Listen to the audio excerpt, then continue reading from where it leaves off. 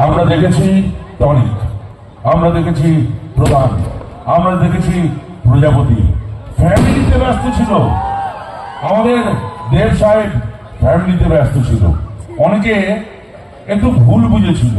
কি ভুল বুঝেছিল আমরা দেবের মুখ থেকে শুনবো। একদম ঠিক। ফ্যামিলি নিয়ে ব্যস্ত থাকতে নাকটা ধরো না, কিভাবে ধরো নাকটাকে এত ঘুরিয়ে ধরছো কেন?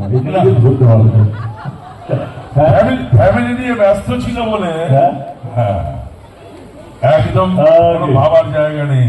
আমার এখনো মনে আছে যখন আমরা এই ছবি অ্যানাউন্সমেন্টটা করবো ভাবছিলাম, এমন একটা ডায়লগ দিয়ে শুরু করতে চাইছিলাম যেটা আমি 5 বছরে বা 10 বছরে কিছু উত্তর, কিছু জমা, খিদে, অহংকার বলবো আমরা, অভিমান, রাগ, সেই একটা লাইনের মধ্যে যেন আসে। এবং হৃদয় সেই ডায়লগটা দেয় আমাদের যিনি ডিরেক্টর সুজিত দত্ত।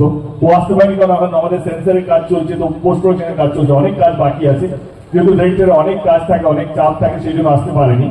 পরশু থেকে আমাদের সঙ্গে জয়েন করবে। তো সেই এই লাইনটা দেয় এবং আমার এই লাইনটা হেভি লাগে।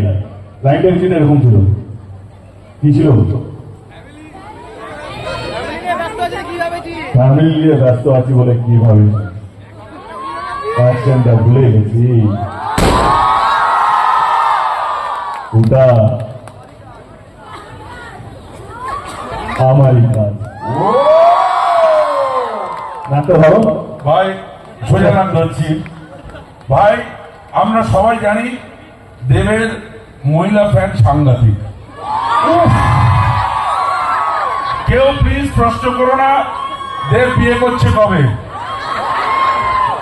দেব বিয়ে করছে কবে আমরা কেউ জানি না। এবার ওই রডটা থেকে হাতটা ঢুকিয়ে নাচতে ঢোকাচ্ছে এরকম করে। কি চাইবে? বিয়ের গান গাইবে তো?